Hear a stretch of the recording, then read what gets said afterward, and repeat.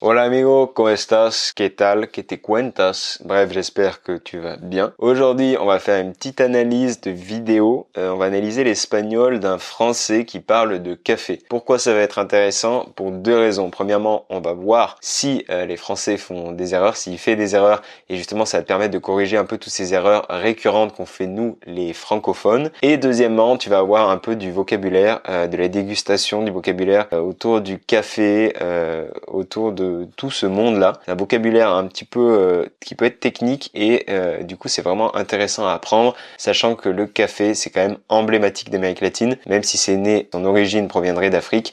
Il y a du café partout en Amérique latine, ça fait partie de la culture, il y a énormément de plantations de café, donc voilà.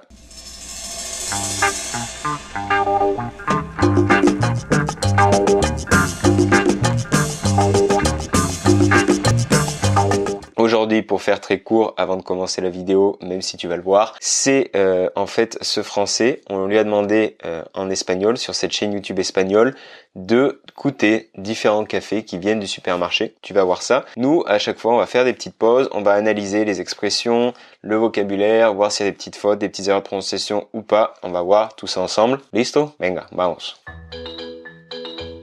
Las personas con buen paladar y sensibilidad exquisita solo tomamos café recién molido. Ah, gracias. Lo único que a veces es un poco difícil esto de moler.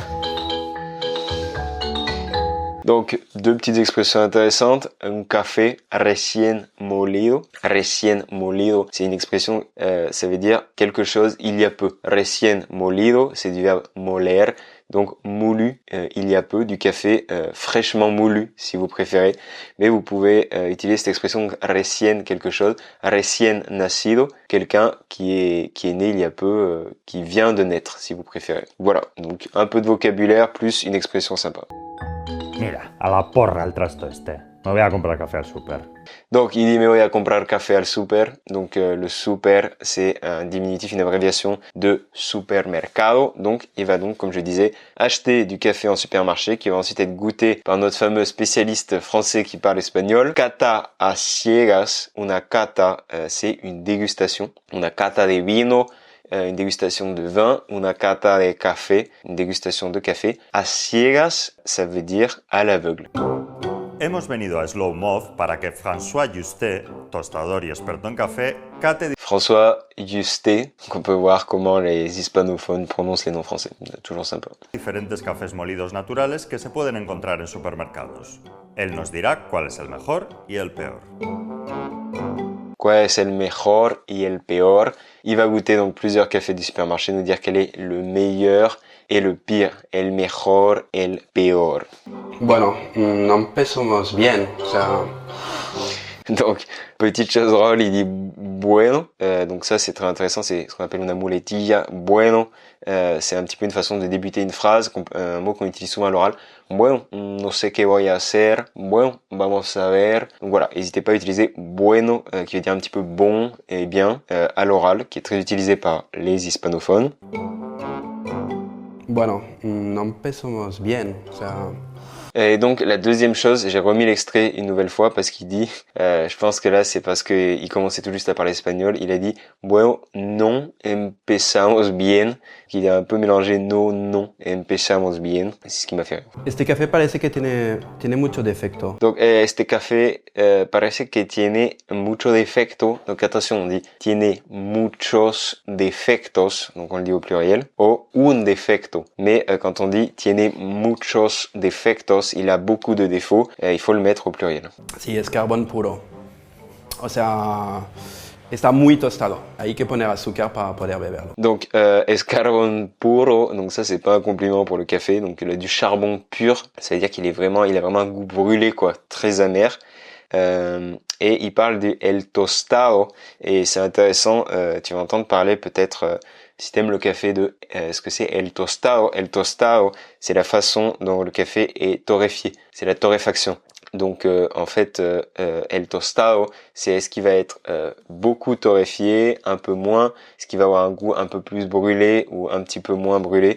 C'est tout ça qui va se jouer là-dedans. Podría un 2, porque bueno, claro, hay Hay un trabajo también para hacerlo y también hay mucha gente trabajando.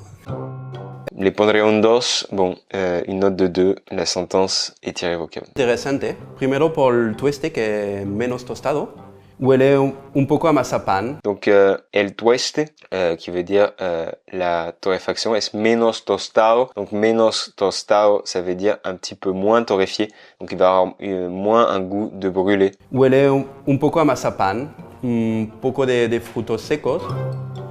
Huele un poco a mazapán. Mazapán, c'est de la pâte d'amande. Donc voilà.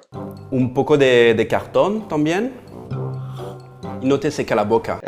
Un peu de carton. C'est assez bizarre de dire ça. Boca, como el primero. O sea, realmente es muy correcto este café. Sí, 5,5. El tercero. Este también tiene defectos graves. Parece también que podría ser como un robusta. O una mezcla. Donc, tiene defectos graves. Donc, attention, on dira toujours defectos au pluriel. Une chose intéressante en plus que je voulais dire, c'est on dit tiene notas de, qu'il a des notes de. Il a des notes de gingembre, il a des notes de cannelle. Donc voilà, une expression que vous pouvez utiliser quand vous dégustez quelque chose. Donc il parle de robusta. Il y a deux familles de café. Et là, on pourra apprendre aussi 2-3 trucs sur le café. Donc deux grandes familles qui sont le robusta et arabica. Et robusta, ça se produit notamment au Brésil, beaucoup en Asie aussi. C'est un café qui est de plus grosse production, qui a souvent moins de saveur, qui va être un petit peu plus basique. C'est pas un café de très grande qualité en général. Et c'est dans les arabica, donc qui est la deuxième famille où on va trouver le plus de subtilité. Il y a beaucoup de types d'arabica qu'on trouve en Amérique latine. Et donc c'est une grande famille et à l'intérieur de cette grande famille, il y a plein de cépages, il y a plein d'espèces différentes de café. Al menos de robusta y puede ser de arabica. En los paquetes del supermercado lo que ves es que si es arabica, por ejemplo, lo ponen 100% arabica y todo, porque realmente es una especie más compleja a nivel organoléptico. El robusta básicamente viene de Vietnam y en los años 80 en España, por ejemplo, cuando empezaron a unos tostadores querían subir la calidad del café, empezaron a comprar café arabica y que muchas veces venían de Colombia.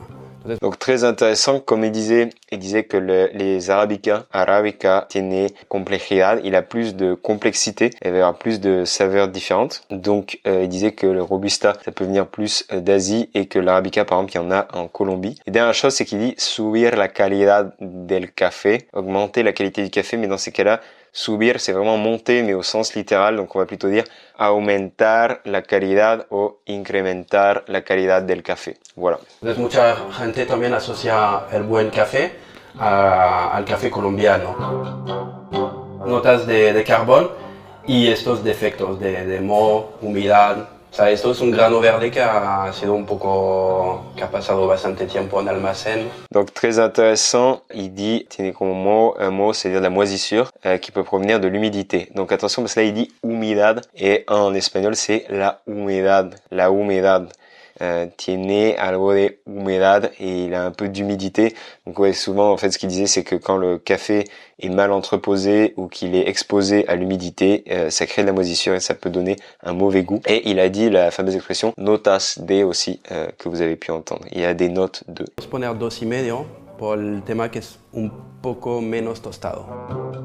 No le detecto defecto, de un poco de achocolatado. ¿Es correcto? Donc très intéressant, il dit achocolatado, chocolaté. Donc c'est une façon de créer des adjectifs en espagnol. On va par exemple dire afrancesado, quelqu'un qui s'est un peu francisé, asalmonado, somonisé, aquejotado. Donc c'est une façon de créer un adjectif pour donner une caractéristique à quelque chose. Dans ce cas-là, achocolatado, chocolaté. Sí, esto es interesante, esta acidez que tiene un poco como cítrica. A este le pongo un 5, aprobado. Sí, también café equilibrado. En aroma no estaba tan mal, pero en gusto no me convence tanto. Un poco de goma. Goma quemado. Bueno, en el café siempre hablamos del frano. Donc c'est intéressant. Il dit huele a goma et après il dit goma quemada. Donc attention, il a oublié de faire l'accord féminin goma quemada et pas goma quemado. Et c'est un truc qu'on dit souvent, ça sent le pneu cramé en français. En espagnol, c'est un peu bizarre. Dans ce cas-là, on va plutôt dire huele a quemado. Ça sent un peu le brûlé, ça a un peu un goût de brûlé. ¿Sabes? Cuando lo haces, pues te hace una caucho, ¿no? Como caucho. Pondría un 4,5. Donc il dit ouais, c'est comme quand on tire le frein à main et qu'on a cette odeur un peu de brûlé en voiture par exemple. Tiene algo un poco químico, metálico. Ese no lo puedo probar. O sea, tampoco no lo voy a cargar, pero... Donc très intéressant, il dit osea, il commence par osea, qui est una muletilla, qui est un petit mot que les hispanophones utilisent beaucoup à l'oral. Par exemple, tengo que apurarme, osea, no voy a poder quedarme contigo. Donc voilà, osea, c'est un connecteur qu'on utilise entre deux phrases à l'oral et qui est vraiment intéressant si tu veux parler un petit peu plus comme un natif. Il dit ensuite tampoco no lo voy a, je ne vais pas non plus lo voy a cargar, donc qui voudrait dire je ne vais pas le descendre, le détruire, le critiquer très fortement. Attention parce que là il y a une double négation, donc en fait il suffit plutôt de dire tampoco me lo voy a cargar et enlever le no. On dira pas tampoco no parce qu'en fait tampoco ça veut déjà dire non plus. Yo, on dit par exemple yo tampoco, moi non plus, yo también, moi aussi, et on dira pas yo no tampoco, ça peut faire un peu bizarre, c'est redondant, on dira juste yo tampoco, voilà. Pondría un 3,5. Esto es más interesante. Acidez, tueste correcto. Donc la acidez, l'acidité. A un 6,5. Donc il dit a este le pondría un 6,5 et attention, il faut l'accorder, là on dira a este le pondría un 6,5. A este le pondría un 6,5. Bueno, es un poco plano, pero también es un café por su categoría correcto. Aromado un poco afrutado, un poco de mantequilla. Donc afrutado, un goût fruité. On retrouve le même principe que achocolatado, afrutado. Es plano, no tiene ninguna complejidad, pero bueno. Donc es plano, no tiene ninguna complejidad. Plano, bon, de base ça veut dire plat. No tiene ninguna complejidad. Donc no tengo ningún, ça veut dire je n'ai aucun, il n'a aucun. No tengo, no hay ningún problema, par exemple. No hay ningún problema, il n'y a aucun problème. Pues último. Sí, volvemos un poco en esta línea de lo que había unos cuantos aquí. Muy tostado, se ve un poco. Lo pondría también a 2. Donc le dernier intéressant parce que c'est Carrefour, donc on peut voir qu'il y a des marques françaises qui sont bien implantées à l'étranger. Et il dit les pondría a 2, je lui mettrai 2, mais dans ces cas-là, c'est comme il a dit avant en fait, on dit plutôt les pondría un 2 ou les daría un 2. Je lui donnerai un 2 qui est une note vraiment pas terrible. Là, vous pouvez voir les notes des cafés. Donc, c'est la fin de cette vidéo. J'espère que ça vous a plu. J'espère que vous avez appris du vocabulaire en espagnol, que vous avez vu un petit peu des petites erreurs que peuvent faire les francophones. Honnêtement, il peut avoir un accent qui sonne assez français, mais pour autant, il parle vraiment bien espagnol, surtout pour s'exprimer sur des sujets aussi pointus, aussi compliqués. Donc voilà, et maintenant, vous avez appris du vocabulaire, vous avez appris un peu des expressions pour parler un peu plus comme un natif, des bonnes tournures de phrases à l'oral. On a fait des petites corrections que toi aussi peut-être tu as pu du coup corriger des choses que tu prononçais, que tu disais mal. Si ça te plaît ce genre de format, n'hésite pas à me partager d'autres vidéos en espagnol que tu aimerais qu'on analyse pour vraiment voilà voir des expressions intéressantes, des tournures de phrases, des conjugaisons, plein de choses comme ça. N'hésite pas à me dire ça. Franchement, n'hésitez pas à aller voir cette chaîne YouTube de la vidéo qu'on a analysée. C'est vraiment intéressant. Il y a vraiment des sujets sympas. Par contre, c'est tout en espagnol, donc voilà. ça va être un peu chaud, il n'y a pas de sous-titres. Et la dernière chose, c'est si ça t'intéresse d'aller plus loin pour apprendre l'espagnol, tu peux suivre la formation l'espagnol tranquille à la maison, qui est une petite formation que j'ai créée sur 5 jours. Tu reçois 5 vidéos pour avoir une bonne méthode pour apprendre depuis chez toi en autodidacte. C'est ce que j'ai utilisé pour obtenir le diplôme C1 puis C2 de l'Institut Cervantes. Donc n'hésite pas, le lien est dans la description, il faut juste mettre ton prénom, ton email. Et je vais te dire hasta luego y pura vida amigo.